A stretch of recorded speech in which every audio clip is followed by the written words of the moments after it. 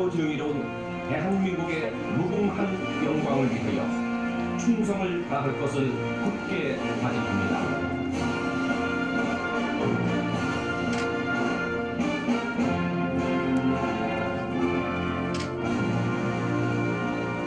함께하신 내외분 분들을 소개해드리겠습니다. 큰 박수로 환영해 주시기 바랍니다. 자유한국당의 심재철 원내대표님 참석하셨습니다. 김재원 정책위 의장님 참석하셨습니다. 신상진 우한폐렴대책 TF 위원장님 참석하셨습니다. 김승희 우한폐렴대책 TF 간사님 참석하셨습니다. 박덕흠 국토위 간사님 참석하셨습니다. 박인수 문체위 간사님 참석하셨습니다. 곽상도 교육위 간사님 참석하셨습니다.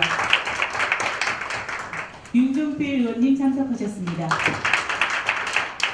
송원석 의원님 참석하셨습니다. 그리고 오늘 토론회 발제자 토론자님 소개해드리겠습니다. 전병률 전 질병관리본부장님 참석하셨습니다. 최재욱 고려대학교 의과대학 의학과 예방의학교실 교수님 참석하셨습니다. 이성순 인제대 일산백병원 원장님 참석하셨습니다.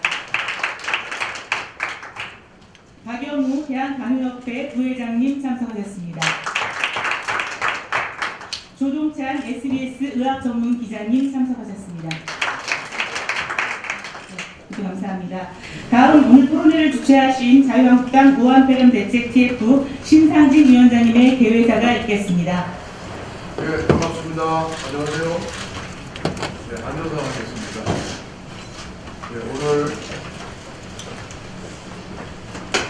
네, 오늘 저희 자유한국당 우한폐렴 대책 TF에서 주최하는 우한폐렴 예방 및 확산 방지를 위한 전문가 초청 긴급 토론회에 함께해 주신 여러 시민 여러분 감사드립니다. 그리고 또 원내대책에 많은 고생을 하고 계신 우리 심재철 원내대표님과 또 김재원 국회의원님 또 우리 TF 위원님들께 귀중한 시간 함께해 주셔서 감사드립니다. 저희가 오늘 이 토론회를 준비하게 된 이유는 지금 대한민국 경제와 또 국민의 생명 안전 문제 그리고 여기에 대한 정부의 대처 방안 이런 부분이 과연 어떻게 되고 있는가 또 앞으로 단기적으로 당장 우리 정부가 해야 될 일은 무엇인가 또 우리 정치권에서 국회에서 할 일은 무엇인가 이런 것들을 한번 전문가들의 의견을 수렴해서 정리해보고 또 정부에게 강력히 촉구할 수 있는 전문가 의견들을 또 저희 자유한국당이 또 확실하게 또 방향 제시나 입장 표명을 또 하기 위한 그런 내용도 있고요. 그리고 지금 전국적으로 또 중국 전 세계적으로 우한폐렴의 현황이 참 갈수록 심각해지고 있습니다. 지난 주말에만 해도 우리 한국에서 3명의 확진자가 생겼고 그 2차 감염자로 또 1명이 났고요. 73세 할머니 그리고 전차 이게 뭐 3차, 4차 이 안에 지역사회 전파가 아주 심각한 그러한 감염병으로 지금 확인되고 있습니다. 사실 제일 중요한 감염병 대책에 있어서는 정부의 그런 선제적 조치가 제일 1차적인 것인데 이 선제적 조치라 하면 중국 감염 위험 지역에서의 국내 입국을 차단하고 조기에 선제적으로 대응을 해야 되는데 지금 사실은 뭐 후베이성만 해도 한 27,000명 그 외에 중국 전역에 걸쳐서 만여 명이 지금 확진자들이 있는 상태에서 이런 정부의 후베이성만에서의 입국자들을 제한하는 그런 문제는 정말로 뭐 비폭이라고 표현하기에도 적절치 않은 아주 원초적 잘못이 있다고 생각합니다. 이게 1월 23일 날 우한시에서 대중교통 수단 이동 금지와 또 외부로 나가는 항공편 열차편을 다 금지시킨 이럴 때 사실은 우리 이미 대한민국에서 우한시 후베이성에 대한 입국 금지 조치는 그때 이루어졌어야 되고 그 이후로 지금 상태에서는 중국 전역에서의 감염원 대량 감염원 입국 금지를 했어야 됩니다. 또 27번 한다는 지금 뭐 26번하고 광둥성에서 예, 후베이성하고 저 멀리 떨어진 아래쪽 중국 제 남단의 광동성을 방문했다가 전염 전파자로 이제 됐는데요. 이러한 그 문제들이 계속 터짐에도 불구하고 정부의 과연 초동 조치서부터 지금 현재까지의 이런 감염원을 최대한 차단하고자는 그런 대책들이 과연 얼마나 지금 문제가 있는 것인가에 대한 또 우리 또 전문가 여러분들의 좀 의견을 좀 오늘 좀 구체적으로 더 개진해 주셔서 듣기도 하고요. 그리고 두 번째로 지금 지역사회 전파, 메르스는 감염 내 병원 내 전파인데 신종 코로나 바이러스의 특성은 이 우한 폐렴 특성은 지역사회 전파입니다. 그것은 이미 전문가들이 뭐 수차 모두 다 공통된 의견으로 벌써부터 얘기 말씀해 오셨는데 정부에서는 최근 들어 며칠 사이로 지역사회 전파 위험이 있다. 이래가지고 이제 또 뒷북치기에 또 나섰습니다. 지금 보건소 같은 데 선별 중이어서도 저도 주말에 몇 군데 다녀봤는데 뭐 아주 호소하기 짝이 없습니다. 이러한 그 지역사회의 그 지방자치단체의 대응이 중요한 이런 질병의 감염병의 특성상 그 부분을 강화해야 되는데 아직도 부족한 게 많고 아직도 환자들이 이제 접촉자들이 어디에 어떻게 있는지 국내 접촉자에 대한 파악이 안 되고 있는 사각지대들이 굉장히 많습니다. 그런 부분들에 대해서 과연 앞으로 감염원은 감염원대로 중국 입국자들은 놔두고 또 국내에 또 파악이 안 된 접촉자나 의심자들도 꽤 많고 이런 어떤 안팎으로의 정말 이 문제가 좀 많이 있어서 이것을 우리 전문가분들께서 좀 더 확실하게 짚어주시면 또 자리가 되지 않을까 또 정부에도 강력히 촉구하는 그런 자리가 되었으면 좋겠습니다. 그리고 이것이 치료제나 백신이 없기 때문에 방송 일각에서 치사율이 낮다고 이렇게 조금 좀 이 질병의 이 감염병의 위험성을 조금 좀 이렇게 덜 위험하다는 것이 이렇게 해서는 안 된다고 생각합니다. 이 일반 독감 같은 경우는 뭐 치사율이 0.01%에서 0.1% 이렇게 0점 단위로 나가는데 이것은 그 2%에서 4%까지 많게는 우한시는 4%까지 지금 된다는데 이런 그것도 얼마나 또 정보를 숨기고 있는지도 모르겠습니다. 중국의 정보는 굉장히 믿기가 어려운다고들 얘기하고 또 WHO도 전 세계 이 방역을 책임지고 대처를 해야 될 WHO도 저도 진작 여러 날 전부터 지적했다시피 이 WHO 사무총장이 상당히 아주 친중적인 눈치 보기 식으로 해서 전 세계 우리나라도 그거를 이용해가지고 중국에서 온 대사도 WHO의 그 입장을 인용해서 이동 제한을 금지하면 안 된다는 식으로 가지고 외교 변례까지 번하면서 반환들을 하고 있는 이런 모습에서 우리는 우려를 금할 수가 없습니다. 이런 문제들을 아주 초동 대처, 원초적 잘못이 있다. 그리고 두 번째 지방자치단체의 기능을 높여야 되는데 그런 부분이 미흡하다. 세 번째 치료제나 백신 같은 것이 아직도 나오려면 먼 상태에서 치사율이 낮다든가 이렇게 뭐 메르스보다 낮다든가 이렇게 폄하할 문제는 아니고 정말 온 힘을 다해서 국민 생명과 안전을 지켜야 되는 이런 차지에서 정부의 대응에 대해서 미흡한 부분을 정말 바로잡기를 희망하면서 우리 함께 계신 우리 질병관리본부 전 본부장가 됐던 전병기 본부장님 그리고 최재욱 고대 예방의학과 교수님 대한의사협회 대회 맡고 계시죠, 그죠? 요새 언론을 많이 하시는데 또 우리 박영호 병원의원님 또 호흡기내과 이승희 병원장님 또 SBS 오늘 또 의학전문 기자님 오셨으니까 또 아마 현장에 많은 취재 속에서 나온 일들 또 잘 또 지적해 주시는 생각을 듭니다. 오늘 긴급 토론회에 맞고 오늘 나온 얘기들이 정말 국민의 우려를 덜어주고 정부의 대처를 더 잘할 수 있도록 촉구하고 방안을 내놓으라는데 자유한국당의 역할이 오늘 좀 더 잘 정리가 됐으면 좋겠습니다. 감사합니다. 감사합니다. 다음은 심재철 원내대표님의 축사가 있겠습니다. 박수로 부탁드립니다.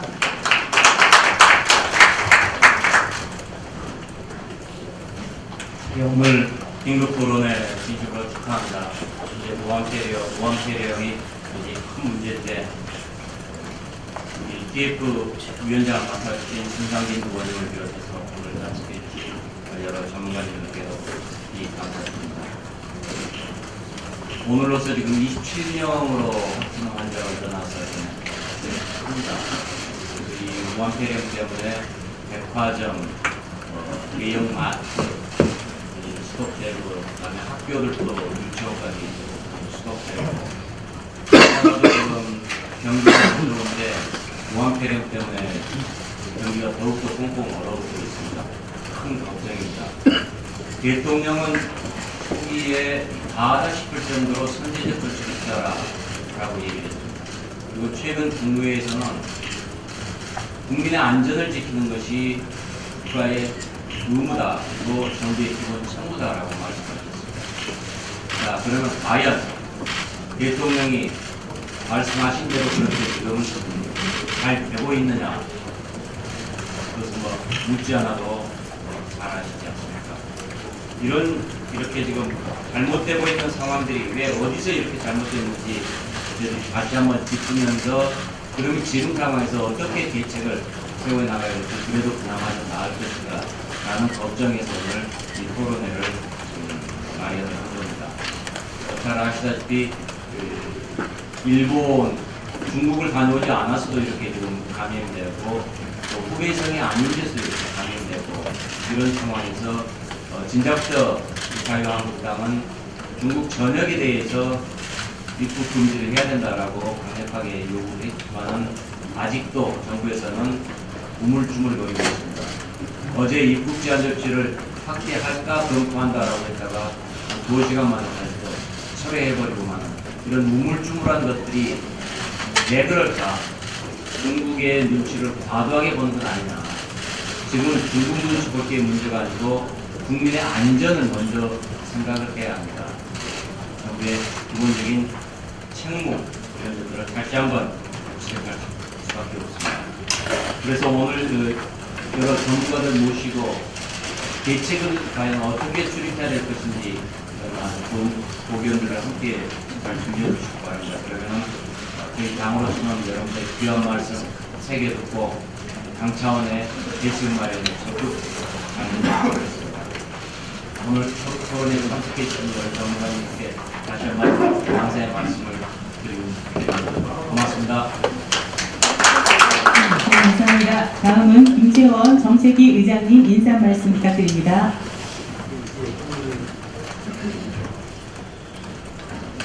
예, 오늘 우한 폐렴 예방 및 확산 방지를 위한 전문가 초청 긴급 토론에 참여해 주신 모든 분들께 정치기를 대표해서 진심으로 감사의 말씀을 드립니다. 특히 발제를 맡아주신 전병일 정신병관리본부장님 그리고 최재우 고려대 의학과 일반의학교실 교수님이시다. 대한의사협회 과학금융 지난번에도 저희 우리 당에서 중국 간담회 개최하시고 오셔서 좋은 말씀 고견을 들려주셔서 저희들이 중국당으로부터 우한 폐렴에 대한 대책을 마련하는 많은 도움을 받은 바 있습니다. 정부 대응 과정에서 여러 가지 정책적 한계와 개선책 마련, 정책적 한계가 드러나고 개선책을 마련해야 한다는 논의가 활발해지고 있습니다. 차관급인 질병관리본부의 위상을 격상하자, 또 기능을 개선해서 철저한 감염병 대응 체제를 구축하자 이런 의견이 많이 나오고 있고 또 권역별로 감염 전문 병원을 체계를 구축하자 이런 의견도 많이 있습니다. 정부는 미온적이고 관료적인 대응 시스템을 계속 정부의 어떤 대책 자체가 그런 미온적이고 관료적이다라는 평가가 많습니다. 국민들의 걱정이 점점 쌓이고 있습니다. 그래서 오히려 국민들의 자발적인 감염 방지 노력이 쏟아지고 있습니다. 특히 오늘 함께해 주신 대한의사협회와 병원협회, 병원 간호사의 님들의 발빠른 대처와 희생, 헌신의 국민들이 안정을 찾아가고 있다고 평가됩니다. 이 자리가 정부의 위기 대응 능력, 무능을 지탄하는 자리에 넘어서서 국민을 위한 방역 시스템이 구축되는 논의사항으로 활용될 것을 기대하고 있습니다. 오늘 나온 논의 결과는 당 복지 검토를 거쳐서 일단의 총선 공약에도 꼭 반영하도록 하겠습니다. 제가 이 자리에서 처음부터 끝까지 좀그 전문가분들이 말씀도 듣고 그래서 공부도 좀 하고 싶었는데 좀 곧바로 또 외교안보 공약 발표가 있어서 저는 조금 일찍하게 입국하기로 양해해 주시기 바랍니다. 고맙습니다. 감사합니다. 이것으로 일부 개회식을 마치겠습니다. 이어서 토론회를 본격적으로 진행하도록 할 텐데요. 지금부터 진행은 김승희 간사님께서 해주시겠습니다.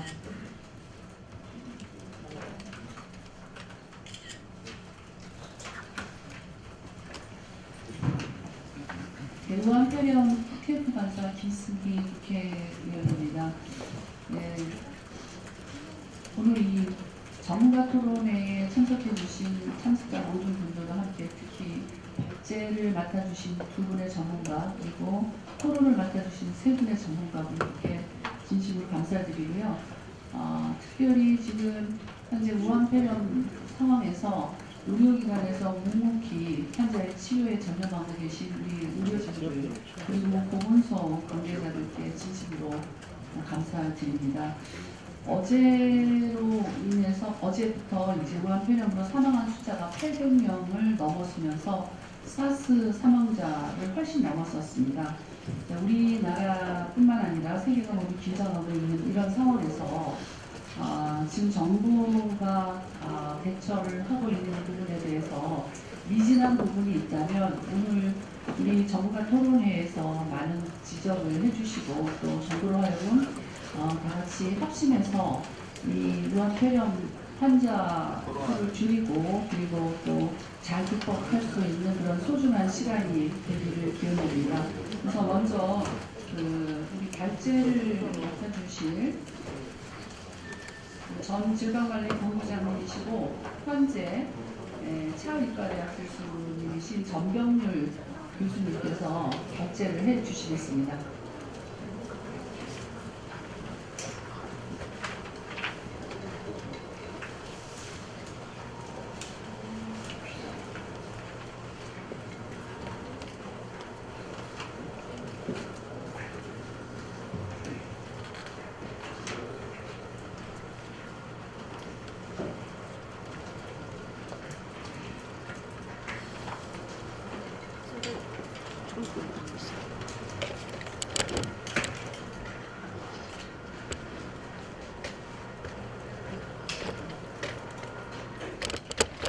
네, 안녕하십니까. 소개받은 차의학전문대학원의 예방의학 교실의 전정우입니다.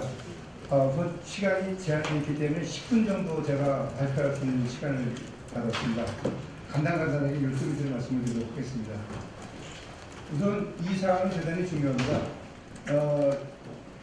12월 31일 중국 후베이성 우한시에서 원인불명 폐렴에 대한 집단 발생 발표를 했습니다만 홍콩 언론 보도가 이미 12월 10일 중국 당국이 인지를 하고 그리고 그 사실을 알고 있었음에도 불구하고 이 내용을 은폐를 했다는 그런 보도가 있죠. 그리고 여기 보게 되면 야생동물 취급하는 그 장소에서 환자가 발생을 했다는 겁니다. 그리고 방치가 돼서 이걸 2일 내에 이제 그 폐쇄를 하는 보게 되면 12월 12일 이후에 19일간 수많은 인파가 바이러스에 노출됐다는 겁니다. 이 기간 동안에 상징하는 것이 이미 통제가 상실됐다는 걸 의미하는 겁니다. 보신 것처럼 주민 500만 명 정도가 중국 당국과 동남아로 이동을 했습니다. 중국 보건당국의 약국조사가 원천적으로 불가능한 그런 상태가 되버렸죠. 사스보다 상황이 어렵다. 그리고 언론 보도에 따르면은 지금 중국이 발표하는 이 확진자와 사망자는 주로 대도시 위주의 통계다. 시골의 농촌의 환자들은 병원에도 가지 못하고 죽는 환자가 많아서 통계를 잡히지 않는다. 뭐 이런 내용의 언론 보도가 있는 것이 현재의 상황인 것 같습니다. 보게 되면은 세계보건기구는 이런 일자별 상황에서 결과적으로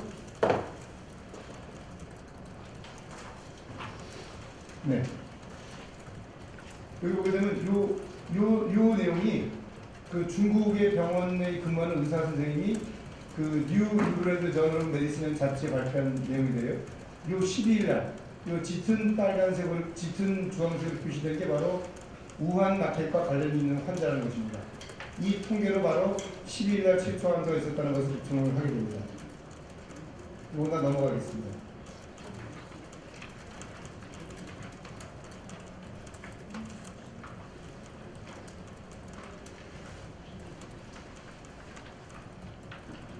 보시면은 과거의 이 사스, 신종플루, 메르스의 질병 유행과 양상을 좀 보도록 하겠습니다. 사스가 2002년 11월 날 환자가 인지가 돼서 2003년 7월 달 종식이 됐습니다. 약 8, 9개월 정도가 걸렸습니다. 신종플루가 2009년 4월부터 2010년 8월, 1년 4개월 내지 5개월 정도 걸렸습니다. 메르스가 우리나라의 상황이지만 2015년 5월부터 2015년 12월까지 총 218일 정도의 기간이 걸렸습니다. 자, 그렇다면은 시작을 넘어가도록 하겠습니다. 세계보건기구는 이런 상황에서 1월 30일 3차 긴급위원회를 소집을 하고 국제공중보건 비상사태를 선포를 하고, 이 공중보건 비상사태라는 것은 말 그대로 그 국제적인 관심을 갖게 되는 그런 위기 상태다라는 걸 의미하는데, 중요한 점은 그 교육의 제한이라든지 인구의 이동의 제한, 그런 것들은 권고사항으로 그 유지가 되고 있다는 점입니다.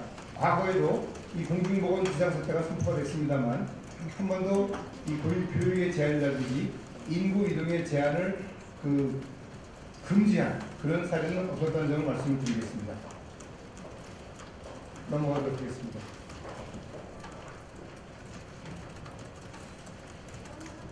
지금 여기 보시는 후베이성이고요. 지금 문제가 되는 광둥성이 바로 이 홍콩과 인접한 대도 지역이고요. 또 문제가 되는 저장성, 허난성, 후난성, 그리고 후베이성을 둘러싼 이 지역에서의 환자 발생은 1000명 이상을 넘어서고 있습니다.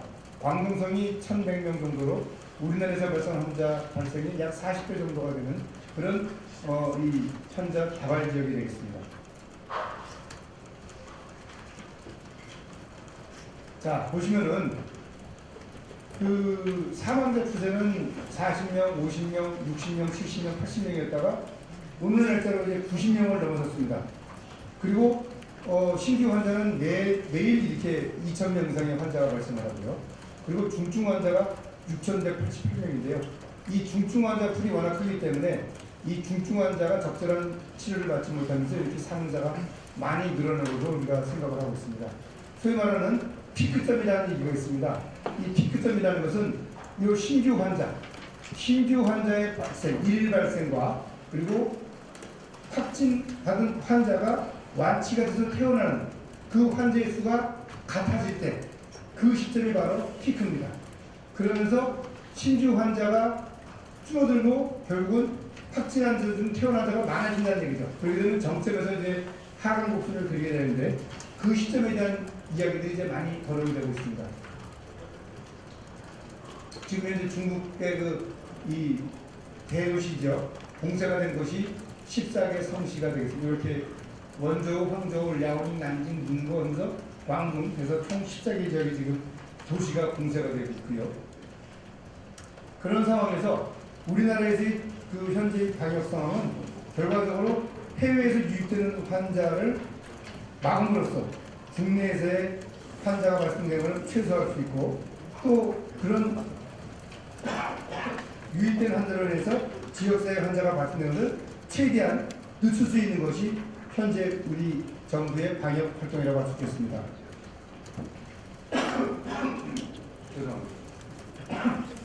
아직까지 지역사회 전파는 이루어지지 않았습니다만 계속해서 유입 인구가 많아지면서 지역사회 감염 가능성이 대단히 높아진다. 그렇게 보시면 되겠습니다. 따라서 그러한 상황에서 현재 고위험군인 중국인의 유입을 더욱 엄격히 제한할 필요가 있고, 그리고 이 유입 환자로 인해서 결과적으로 지역사회 감염 환자, 그리고 또 그 지역사회 감염 환자가 초기에는 감기 같은 증상을 보이다가 그것이 진행돼서 병원에 입원했을 때 폐렴 등으로 중환자실에 입원하게 되면은 보건당국이 파악할 수 없는 그런 소위 말하는 중증 환자들이 지역사회 내에 발생하게 되는 겁니다. 따라서 정부는 앞으로 이런 환자가 발생될 거라는 그런 가정하에 현재 갖고 있는 음악 격리 병실이라든지 중증 치료 병상이라든지 그리고 또 방역 활동에 필요한 즉각 대응팀에 대한 보강을 해야 되고 그리고 또 그런 것들을 지금부터 하나하나 점검을 해야지만이 그런 상황이 발생했을 때 국민들이 불안해하지 않고 안심하면서 일상생활을 할 수 있을 것으로 생각을 해야 됩니다. 따라서 저는 현 단계에서는 해외 유입 환자를 최대한 차단하는 이런 조치가 필요한 시점이 다라고 저는 말씀을 드리고 싶습니다. 그리고 예방활동과 관련돼서 손 씻기는 아무리 강제도 지나치지 않습니다. 우리가 흐르는 물에 30초 이상 씻으라고 합니다. 비누로. 근데 이게 손을 씻기 어려운 상황에서는 개인 소독제나 손 세정제를 사용하는 것이 좋겠습니다. 마스크가 되겠습니다. 마스크는 세계보건기구, 미국 CDC도 그렇고 또 대한의사협회도 일상적인 생활을 하는 건강한 사람은 굳이 마스크를 착용하지 않아도 좋다. 그렇게 이해하고 있습니다. 다만 마스크를 착용을 해야 되는 사람들은 그 환자를 진료하는 의료진 그리고 또 다중시설에서 불특정 다수를 상대하는 그런 분들 뭐 이런 분들이 이제 마스크를 쓴 것이 좋다고 얘기가 되어 있죠. 예를 들면 정부가 공표한 감염 우려 지역, 또 폐호흡기 질환자 및 면역력이 약한 고령자 등, 또 택시, 택배기사 등 고객 응대 노동자 등은 마스크를 착용하는 것이 좋다는 것이 세계보건기구 그리고 또 우리 대한의사협회의 권고사항이 되겠습니다. 자 그리고 확진자 방문으로 감염이 되느냐 이런 부분들에 대한 우려도 상당히 많습니다. 사실 소독만 제대로 이루어지면은 바로 바이러스가 사멸을 합니다. 그렇기 때문에 과도한 불안감은 이 시점에서 적절치가 않습니다. 현재 이런 환자들이 이용했던 동선에서는 그 해당 기관이 적법한 방역 조치를 전부 시행을 하고 있습니다. 따라서 24시간 이후부터는 추가 감염 위험 없이 안전한 이용이 가능하다. 또한 이 바이러스는 바로 사멸하기 때문에 즉시 이용도 가능하다. 이런 점들을 우리 국민들이 인지하시고 다중시설, 다중이용시설에 과도한 불안감을 느낄 필요가 없다는 점을 말씀을 드리겠습니다.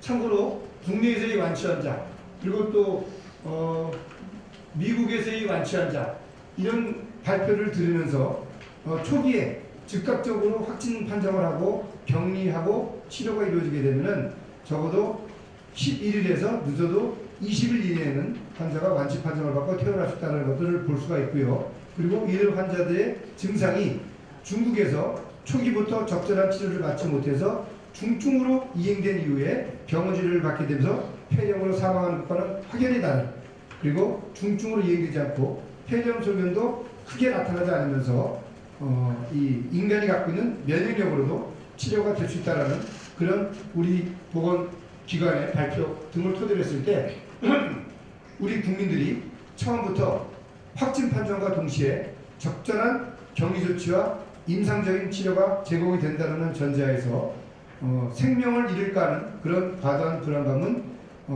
안 가지시는 게 좋겠다라는 생각을 제가 말씀을 드려보겠습니다. 뭐 해외 연구 결과들이 있습니다만 이런 연구 결과들은 일본 그리고 또 홍콩, 뭐 영국 등지의 발표를 보게 되면은 초기 단계에서 경미한 증상을 보여서 감기와 구분이 안 갈 수 있을 정도다. 그리고 또 아이들이 이 신종 코로나 바이러스의 특성상 감염이 잘 안 되더라. 감염이 되더라도 증상이 나타나지 않는 그런 특징이 있다. 그렇다고 해서 아이들이 그렇다고 안전하냐? 그건 아니다. 아이들이 오히려 증상이 없기 때문에 감염원으로 환자를 많이 만들 수 있다. 이러한 모든 점들을 우리가 인지를 하고 이 신종 코로나 바이러스에 대한 대응을 해드리도록 하겠습니다. 네, 뭐 이상으로 10분 제한된 시간 동안에 간단히 말씀드렸습니다. 감사합니다. 우리 의학과 예방의학교 교수님께서 결재해 주시겠습니다.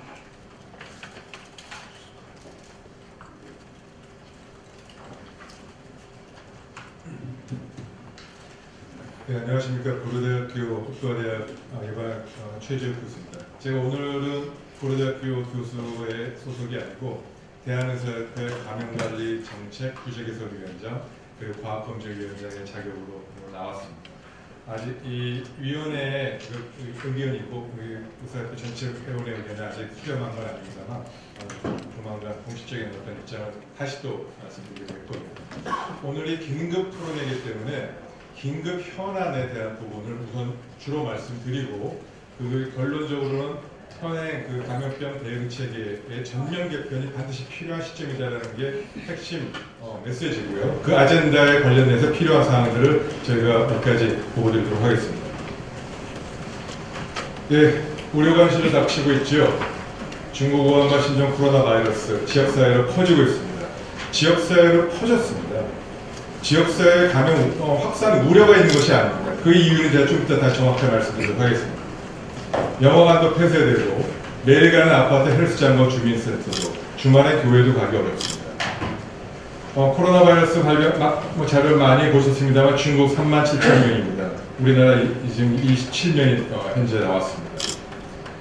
이 숫자에 혹시 현혹돼서 있는 거 아닌지 정말 심각하게 생각해야 됩니다. 27명이라는 숫자가 우리가 안심해야 될 숫자인지 정말 그럴까요? 자, 이 점도 말씀드리도록 하겠습니다.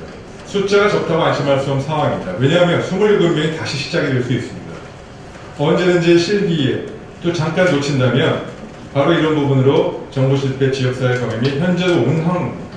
1월 20일 현재에서 지역사회 감염만큼은 예방 가능한 것이었고 피할 수 있는 부분이었고 이 부분은 반드시 초기 단계에서의 검역과 초기 단계에서의 확산에 대한 이 실패의 부분은 누군가 책임져야 됩니다. 여러 가지 원인을 좀 보도록 하겠습니다. 많은 분들이 아시다시피 느슨한 접촉 기준으로 밀접 접촉자를 놓쳐서 2차 감염 비밀 제공하는 이 많은 사례는 이미 워낙에 신문에 많이 나왔습니다. 심지어 이런 접촉 기준조차도 의료기관이나 전문가 단체, 의사협회 많은 부분들이 이야기를 했음에도 불구하고 그 접촉 기준 하나 고치는데 일주일 더 걸렸습니다. 그리고 그 일주일 더 고치다 엊그저께 간신히 고쳤는데 그나마 또 일선 방역기관은 오후에 공문이 가는 바람에 오전에 갔던 분이 또 놓쳤습니다. 이거 전형적인 늑장 대처고요. 그리고 전형적인 공무원의 편의적인 발상입니다. 이런 부분을 갖고 논의를 안 한다는 게 난 전혀 이해가 안 되고요. 현행 방역체계에 문제점이 있다는 걸 왜 지적 안 하는지 모르겠습니다. 열심히 하고 고생하는 거 압니다. 그러나 열심히 하고 고생하는 것과 달리 이런 문제점에 대해서 지적하고 현행 문제점을 개선하기 위한 개편체제를 논의하지 않으면 그러면 실기는 반복되고 실책은 반복되고 27명이 1000명, 2000명, 10,000명으로 되지 않는 법은 없습니다. 무증상 내지 경미한 증상 이 부분에 대해서 여러 차례 경고했습니다. 그리고 여러 차례 지적했고 여러 차례 건의했습니다. 그러나 여전히 이런 부분에 대한 접촉자 관리에만 치중해왔고 이런 부분에 요거 하나 바꾸는데도 일주일 더 걸렸습니다. 의사협회나 이 전문단체가 28일, 29일 날 여러 경로를 통해서 질병관리본부에 이 점을 빨리 바꿔달라고 논의했습니다. 그리고 사실 이때는 WHO도 이미 이 접촉자 기준을 무증상 감염을 관리하기 위한 걸 포함했음에도 불구하고 벌써 이미 바뀌어 있었거든요. 그런데도 전형적인 늑장 대처로 이거 바꾸는데 일주일 더 걸렸습니다. 그리고 여전히 지금도 불분명합니다. 그냥 논의할 사항 전혀 아닙니다. 그리고 그냥 이 부분에 넘어갈 사항 전혀 아닙니다. 지역사회 감염 확산의 문제는 전형적인 방역 행정의 실패 때문에 생긴 거라고 보시는 게 맞습니다. 환자 이동 동선과 행정에 불투명한 공개 늑장 공개 이것 때문에 사회적 불안감 생긴 거 아닙니까? 국민이 불안한 건 당연한 거 아닙니까? 그리고 국민이 내 가족을 지켜야 되는데 국가가 나서지 않으면 내 가족을 지키기 위해서 뭐라도 해야 되지 않습니까? 그런 불안감을 이해 못합니까? 그런 불안감 때문에 당연히 정보를 알고 싶고 정보를 찾고 싶고 정보를 내가 조금이라도 알면 다른 사람한테 알려주고 싶은 게 도와주고 싶은 건데 그거를 비난해도 되겠습니까? 그리고 그걸 불안감이라고 막연한 불안감이 얘기해도 되겠습니까? 절대 그렇지 않다고 생각합니다. 사회적 불안감이 확대된 것은 정부가 리스크 커뮤니케이션과 현행 방역관리 대책이 잘못된 부분입니다. 결론적으로 방역 행정 실패입니다. 어드미니스트레이션 페일리어고요. 검역에 정치가 개입해서 이 검역 제한을 하지 못한 부분은 정부 실패입니다. 전형적인 거버먼트 페일리어와 어드미니스트레이션 페일리어가 왔고 이런 부분이 지금 현재 많은 사람들이 우려했던 지역사회 감염까지 초래된 사실에 대해서 부정하면 안 됩니다. 지역사회 감염에 대한 부분은 다시 말씀드리도록 하고요. 메르스 사태가 연상되는 거 다들 이해하실 겁니다. 이게 신종 코로나 사태 문제점이라 제가 정리한 부분입니다. 많은 의사결정체 전문성 부족, 방역 컨트롤 파워의 부재, 초기 대응, 늑장 대처 다 많이 들으셨죠? 많이 이해하시죠? 솔직히 말씀드리겠습니다. 제가 제목 바꿨습니다. 메르스 사태의 문제점으로 2015년에 무수히 부분이 지적됐던 내용이 지금 그대로 반복되고 있는 이 실정에서 어떻게 우리가 대처해야 될지 다시 한번 생각해 볼 필요가 있습니다. 더 큰 문제는 지역사회 감염이 앞으로 얼마나 확산될지 없다라는 것입니다. 이유를 하나 말씀드리겠습니다. 지역사회 감염이 확산되지 않았다고 자신있게 얘기하는 근거는 전혀 모르겠습니다. 왜? 현재까지는 접촉자, 확진자에 대한 접촉자만 검사했습니다. 지역사회 전체에 대해 검사 한 번도 안 했습니다. 그렇기 때문에 검사 결과는 모르는 거예요. 얼마나 퍼졌는지. 전혀 지역사회 확산이 없다고 말할 근거가 에비던스 하나도 없어요. 왜? 검사를 안 했습니까? 결국 이 검사라는 이 틀거리, 확진자 검사라는 이 툴, 기준을 공개하지도 않고 그걸로 통제하면서 정보를 은폐하거나 정보를 이거에 대해서 조작하는 이런 부분들의 의혹이 없다고 얘기할 수 있습니까? 중국을 비난할 자격이 있나? 엊그저께 싱가포르 총리가 공식적으로 담화문을 내고 연설을 했습니다. 싱가포르에서는 공식적으로 지역사회 감염을 인정하고 이 부분에 대한 대책을 국민들에게 소상히 알리고 구하는 대국민 담화를 공식적으로 했습니다. 싱가포르가 우리보다 방역 대책을 못해서 지역사회 감염이 생겼나요? 싱가포르가 우리나라보다 이 시스템이나 공공기관이 없어서 입문 못했나요? 한 가지 명심하셔야 될 거는요.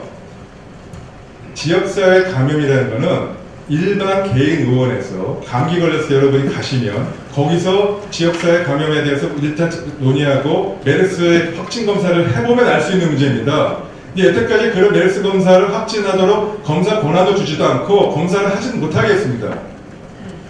입국자하고 확진자에만 갖고 있거든요. 그런데 어떻게 지역사회 감염이 없다고 확신할 수 있습니까? 국민은 모령하는 거고 전문가를 모령하는 겁니다. 이거는. 이런 식의 말장난을 갖고 있어서는 도저히 안 됩니다. 이런 방식으로는 문제가 터지니 뒤쫓아갈 수밖에 없습니다.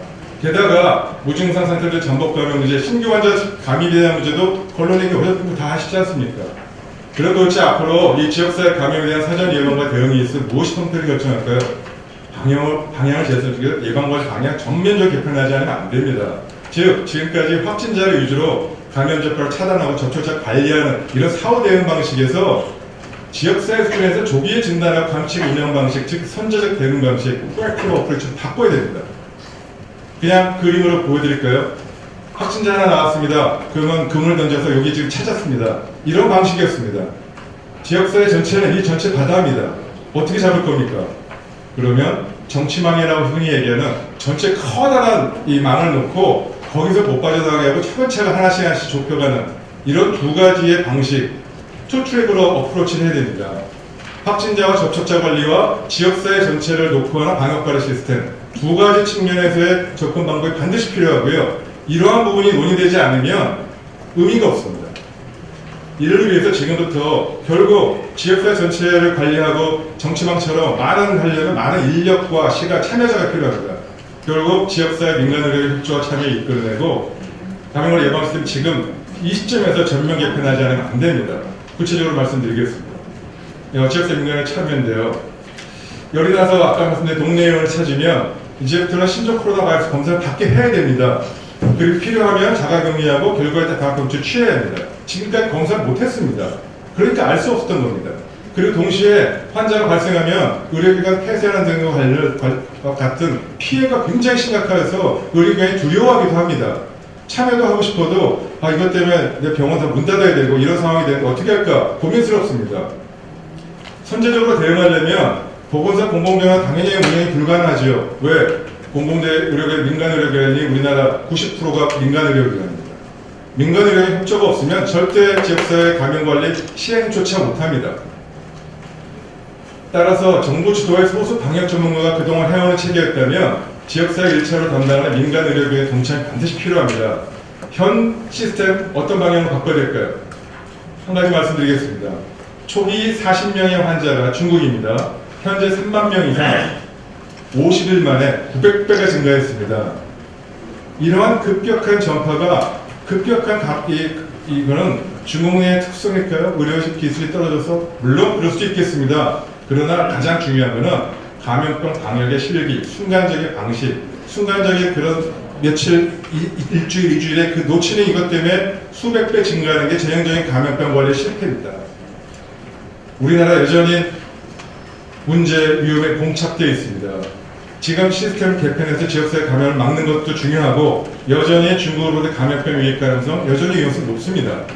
따라서 지금부터 결론을 몇 가지만 이렇게 말씀드리겠습니다. 첫 번째 제안은 감염병 유입 경보 단계 심각 단계를 올려야 합니다. 두 번째, 중국으로부터 입국 금지를 한시적이지만 전면적으로 제한해야 합니다. 중국 전역으로 확대해 주시기를 강력히 요구합니다. 세 번째, 중앙사법본부에 신종 코로나 민간 합동 비상 대응 TF를 설치해야 되고 이 민간 합동 비상 대응 TF는 외부의 이 전문가들을 TF 위원장이 됐든 이 합동으로 뭔가 해서 이런 부분을 해야 되고요.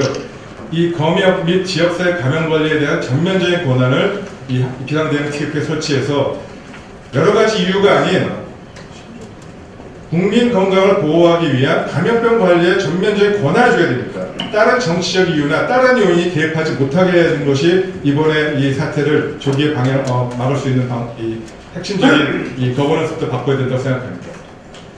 네 번째 제언입니다. 지역사회 일처리를 민간 의료계나 참여를 끌어내기 위해서는 규제가 아닌 자율관리로 전환돼야 되고 지금 확진자 진단과 치료에 따라서는 병원 문 닫고 굉장히 많은 피해 보상이 있어서 과거 메르스 사태 때 너무 많은 경험을 했습니다. 의료기관이 그때 많은 노력도 했지만 피해도 엄청났고 그에 대한 보상도 적절하게 이루어지지 않아서 그런 부분에 대한 피해 보상의 정상화라든지 이런 감염관리 보호막대 및 대한의사협회 상설합의기구 설치부터 이 지역사회 감염을 설치한 이 시작하는 첫걸음이 될 겁니다. 마지막 한 가지 꼭 더 말씀드리고 싶은 게 있습니다. 국민 건강권을 희생하고 정치적 견해가 없어요. 이분이 아니었으면 유승희 말세 더 죽었습니다. 이런 일이 있어야 되겠습니다. 절대로 국민 건강권을 희생하고 정치적 견해가 앞서서지 않는 그런 일이 되기를 바랍니다. 감사합니다. 네, 감사합니다. 정병률 전 질병관리본부장님과 또 방금 전에 최재의 대한의사협회 감염관리정책 규제 개선위원장 두 분의 발제가 있었습니다. 이제 토론을 하도록 하겠습니다. 첫 번째 토론자는 이성순 대한병원협회 의무의사이자 인지대대 일산백병원 원장님이신 이성순 원장님께서 토론해 주시겠습니다. 네, 소개 감사드립니다. 저는 일산백병원 원장인데 호흡기내과의사로 실제로 일선에서 환자들을 많이 보고 있습니다. 사스 때도 고생을 많이 했고요. 5년 전에 메르스 때는 직접 소변진료도 만심진료소에서 방호복 다 입고 그때 정말 악몽이었는데 이게 끝나나 했더니 또 용산만에 돌아갔습니다. 지금 또 많은 일선병원들이 많이 고생을 하고 있고 이거는 약간 의견을 말씀드리면 저희가 이제 검역이라는 게 영어로 동화에서 보시면 쿼런틴이라고 합니다. 그래서 어원이 13세기에 이태리에서 흑사병이 유행할 때 모든 들어오는 배는 40일간 쿼런틴이 이태리어로 40일이라는 뜻인데 40일간 베네치아에 입항하지 못하고 지나서 들어올 수 있게 격리해야 한다는 의미에서 이 쿼런틴이라는 검역이라는 말이 나왔고요. 모든 이런 전염병에 있어서 제일 중요한 것은 검역과 방역입니다. 그런데 이러한 검역과 방역은 민간 병원은 전 병원에서 나왔는데 민간 병원은 환자를 진료하고 치료하는 것이고요. 이렇게 방역과 검역과 예방을 하는 것은 국가가 담당해야 될 부분입니다. 그러면은 우리 국가가 지금 이러한 심각한 신종 코로나 바이러스 사태에 대해서 잘 대처했었느냐. 아까 보여주셨지만 2016년도 메르스 백서에 나왔던 문제점이 지금도 고스란히 나오고 있습니다. 실제로 저희가 지금 상태에서 선별진료소를 준비하면서 다들 마스크는 아시겠지만 일반인들도 마스크를 구하기 쉽지 않으시죠?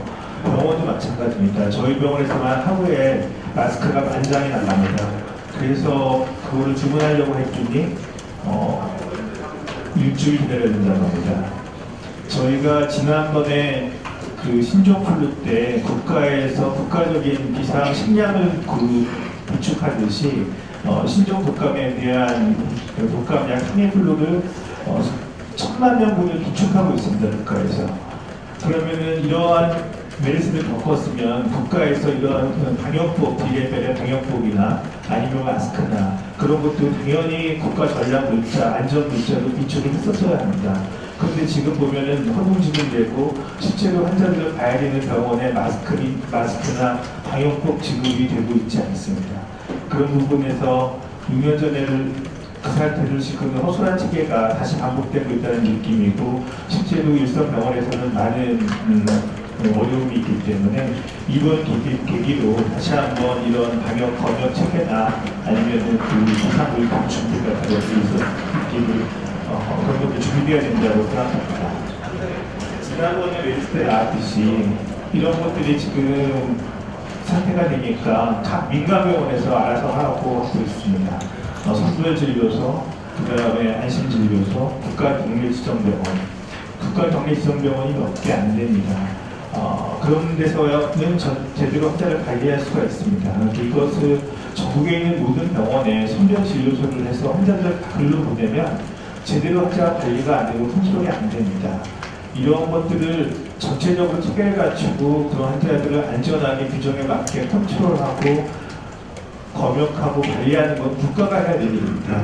그래서 감염병 전문병원이 전체적으로 필요하고 이런 것들을 지역에 관리가 잘 되는 보건소나 아니면 국립병원의 환자를 모아서 거기서 관리를 해야지 이거를 전국에 있는 몇만 개 의원, 병원 그런 데서 다 선별을 각자 설치해서 각자 해라.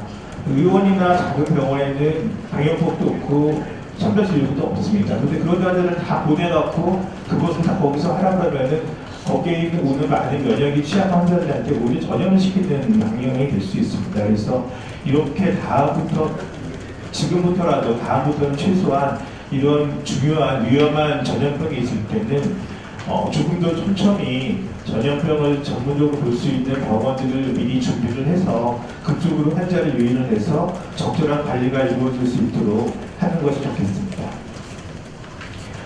그리고 사실 많은 민간도 있지만 병원에서 최일선에서 많은 피해가 있고 우려가 있습니다. 실제로 작은 병원 같은 경우는 검사를 3일 전부터 의사의 판단에 따라서 중국이나 어디 여행지에 갔다 오지 않더라도 폐렴이 바이러스 폐렴이 의심이 되면 검사를 하라고 합니다. 우리 하고 있습니다. 하면서도 걱정은 만에 하나 정말 문의 없이 신종표가 나오면은 병원은 또 문 닫아야 됩니다.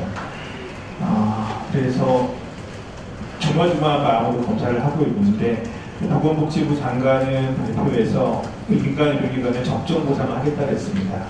적정보상이 너무 불안합니다. 그렇기 때문에.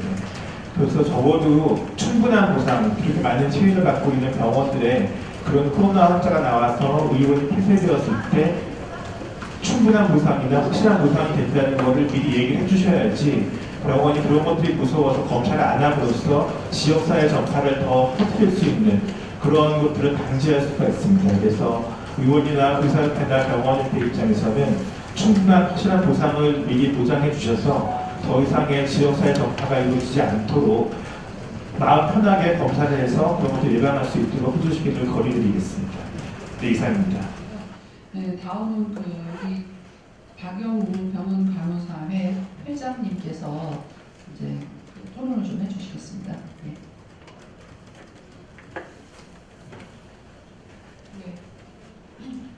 병원에서 회장이면서 그야말로 의료기관 박영우입니다. 아까 회장님이 말씀하신 것처럼 지역사회 전파가 굉장히 우려되는 것이죠. 야간을 대해서는 그동안 예방 활동으로 간 환자를 방문했었습니다. 확진 환자가 입원하는 간 환자를 방문해서 회장님이 방문해서 우한 폐렴 환자, 간 환자에 처해 있는 상황과 간호사들의 효과적인 감염관리 방안에 대해서 의견 청취하고 정책을 반영하고자 노력을 하고 있습니다. 그리고 홍보 활동으로 바이러스 확산 방지 캠페인으로 1:1 마스크 쓰기 전개하고 홍보 전단지 보도를 하였습니다. 그리고 의료기관 행동 수칙 정보로부터 전달된 자료들을 확산하여서 이메일이나 SNS를 통해서 확산하였습니다. 그리고 이제 간호 실습이 지금 현재 문제가 되기 때문에 간호 현장의 교육을 담당하는 대표진들과 긴급 회의를 개최하였고 실습 중단에 따른 향후 내용들에 대해서 논의를 한 바 있습니다. 그리고 앞으로 의료 취약계층에 오는 지원으로 노숙인 센터나 그다음에 특방중 보호자들에게 병원관리 지원을 예정하고 있습니다. 감염병 등 재난 상황에서 간호사의 역할은 사실 제일 중요하다고 저는 생각을 합니다. 왜냐하면 간호사는 24시간 환자 앞에 지키는 최일선의 인력입니다. 첫 번째로는 음압병상 확진 환자 간호를 이제 담당하고 있죠. 그래서 간호사가 보호복을 착용하고 간호 수행을 합니다. 그 간호 수행할 때 간호 수행뿐만이 아니라 화장실, 병실 청소부터 폐기물 처리, 쉴 새 없이 일을 하고 2시간마다 교대를 하면 전신이 땀으로 범벅이 되고 있는 건 우리 메르스 사태를 통해서 그게 알고 있는 상황입니다. 특히 이제 이 재난을 담당하는 간호사는 중환자를 담당하는 간호사보다도 높은 비율로 업무를 수행하기 때문에 중환자는 1대1, 재난간호를 1대2의 비율로 거의 3배 이상의 인력이 필요한 상황입니다.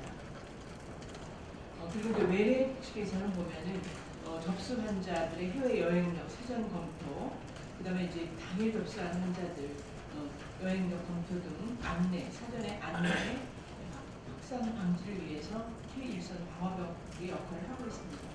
특히 이제 선벌 진료소가 병원마다 설치되어서 운영이 되고 있는데 대부분 이제 선벌 진료소의 별도 인력이 지금 파견이 되어서 증상 발생 이준의 역학적 연관성이나 가족의 여행력 그다음에 진료 지원 등을 수행하고 있습니다.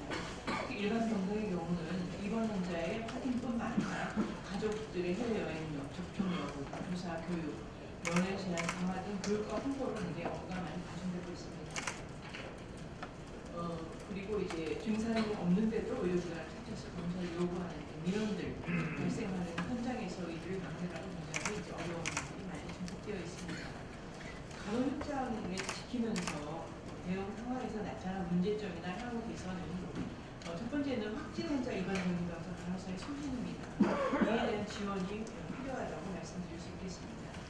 확진 환자를 돌보는 간호사는 간호뿐 아니라 아까 말씀드렸듯이 여러 가지 일들을 하기 때문에 피로 누적, 그리고 이제 본인이 감염이 될지 않을까, 가족 전파 오염, 사회적인 낙인 이런 소진감들이 호소되고 있는데 메르스 때도 이런 게 있었지만 사실 그 이후에 소진에 대한 어떤 관리가 소홀하다고 볼 수가 있겠습니다. 음압격리 병상에 지금 한 3년차 이상의 경력 간호사가 배치되면서 저연차 간호사들이 현장에 있는 또 중환자 간호 배정 그리고 이제 담당 환자가 증가하는 등 여러 가지 고충은 도미노 현상으로 연결되어 있는 실정입니다. 그리고 아까 이성순 원장님 말씀하셨는데 사실 이 의료기관의 이 의료진이 착용할 마스크나 방호복, 특히 현장 소독 티슈, 환자 사용 물품 등 충분한 물품이 지원이 안 되고 있습니다. 그렇기 때문에 정말 재난 대비를 위해서 정부에서는 비축이 굉장히 중요하다고 말씀드릴 수가 있겠습니다.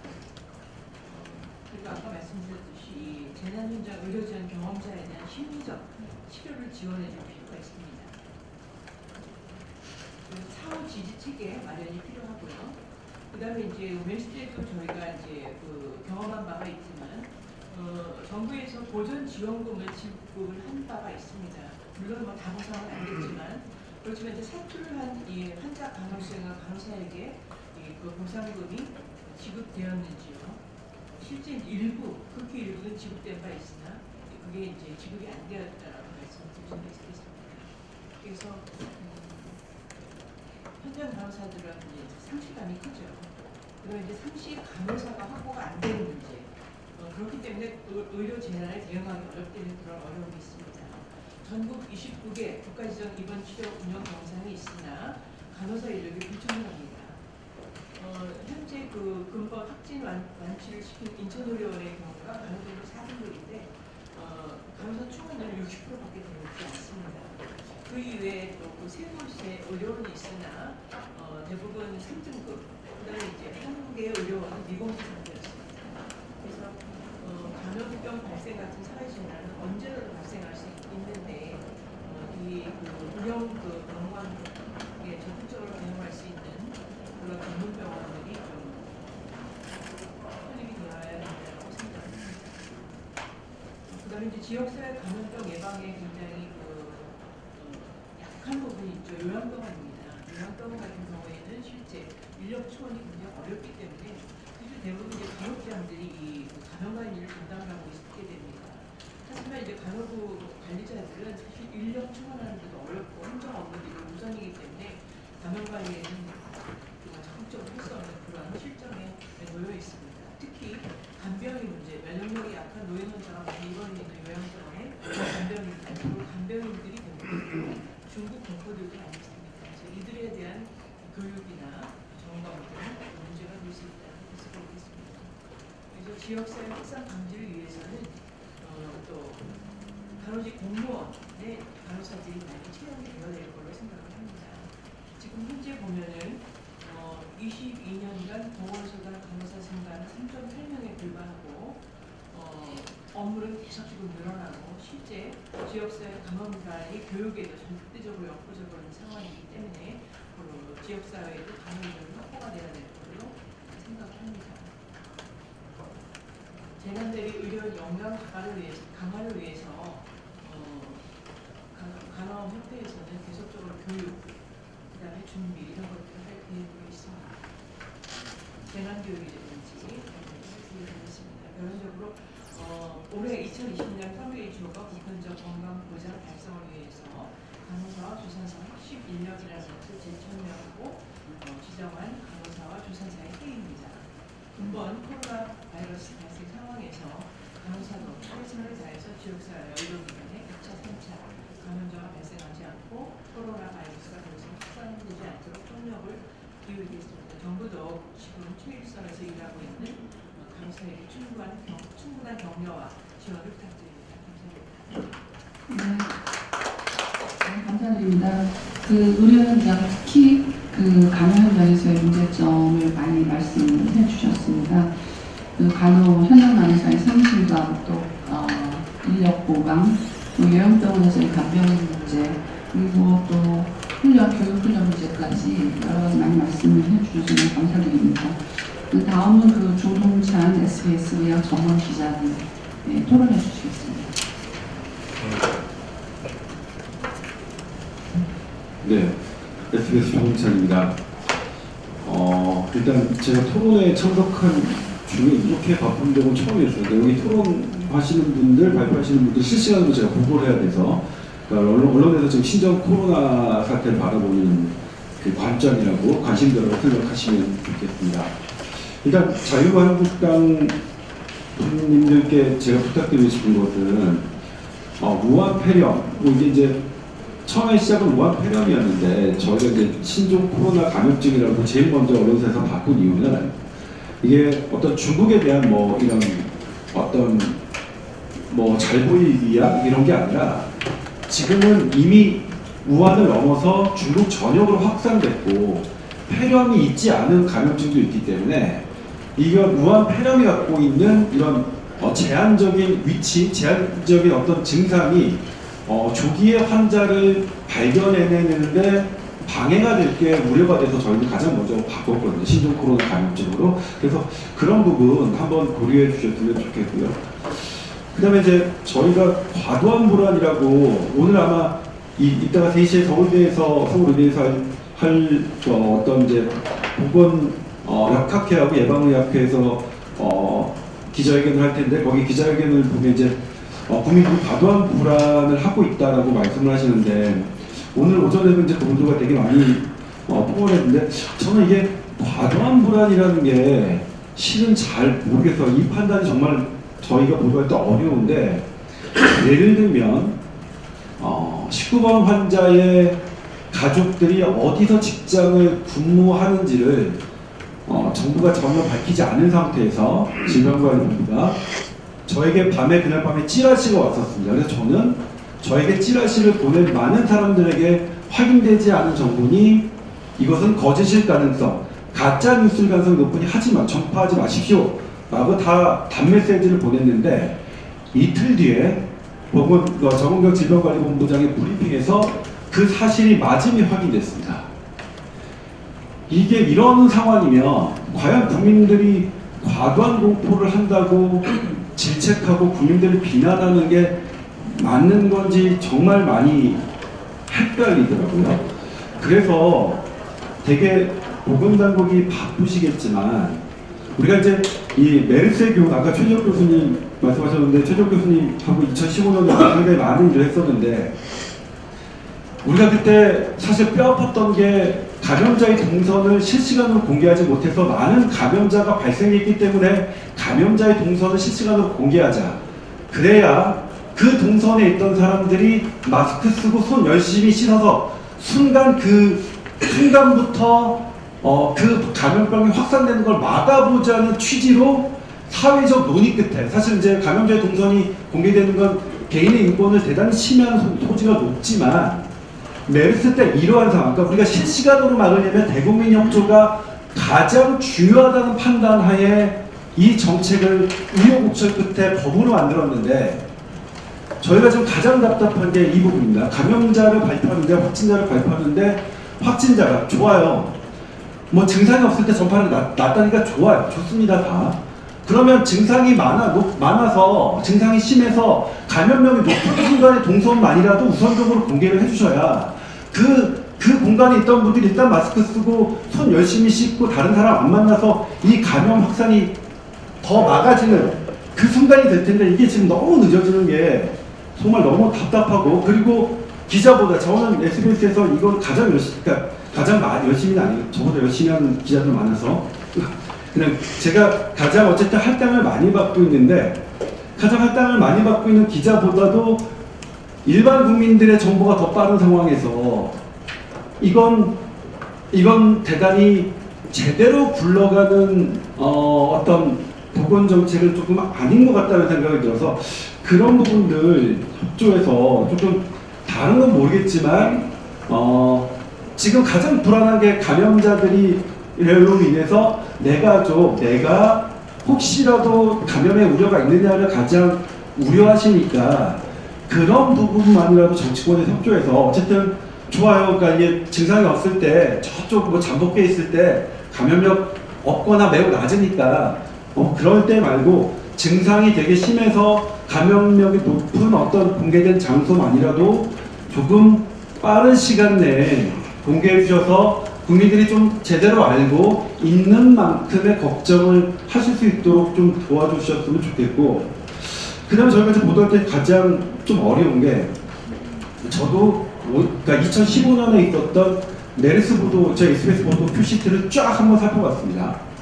첫날 제가 뭐라고 보도했냐면 2m 이내 5분 이상 접촉하지 않으면 감염물이 없다라는 걸 그대로 보도했습니다. 걱정하지 말라고. 근데 어떻게 됐죠? 완전히 나중에 다 무너졌죠? 이번 처음에 제가 보도는 뭐냐면 12월 30일 중국 발표 있고 거기에 덧붙이는 거였는데 그때 우리 어떻게 보도했냐면 제가 사람 간 전파 없다고 되어 있었습니다. 그 다음에 41명 환자, 그 당시는 이제 27명이었죠. 1월 5일에 41명이었고요. 27명 환자 대부분 경증이고 문제될 게 없다. 저 그대로 보도했습니다. 그런데 지금 중국 상황이 어떻죠?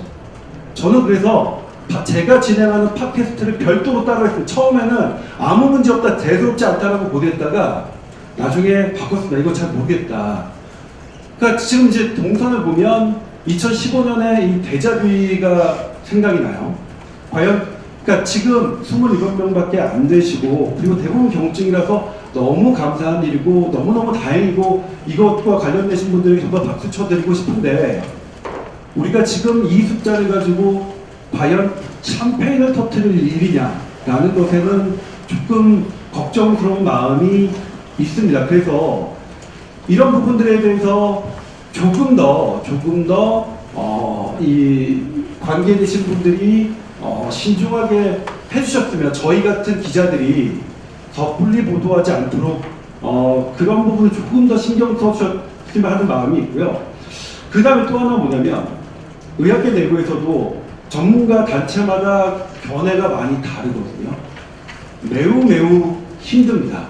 어떤 학회와 똑같은 그 의학계인데 보건의료 전문가인데도 이런 부분이 있어서 그런 부분 조금 조율해서 그게 대한의학회든 대한의사학회든 물론 내부적으로 신종이다 보니까 다양한 의견은 충돌할 수 있다고 생각합니다. 그래서 그 다양한 의견 충돌성은 충분히 인정하는데 그래서 어떤 대국민 성명을 내는 것을 좀 통합할 필요가 있지 않겠느냐 하는 부분들이고요. 그 다음에 마지막으로 드리고 싶은 말씀이 이 부분의 컨트롤 타워는 그래도 제 생각에는 질병관리본부가 돼야 되는데 과연 질병관리본부가 되고 있느냐, 그리고 질병관리본부가 정말로 전문성을 발휘하도록 보건복지부는 충분히 지원을 하고 있느냐, 다른 부서들은 충분히 지원하고 있는지를 우리 여러 관계자분들이 조금 점검해 주셨으면 좋겠다는 말씀을 마지막으로 드리겠습니다. 고맙습니다.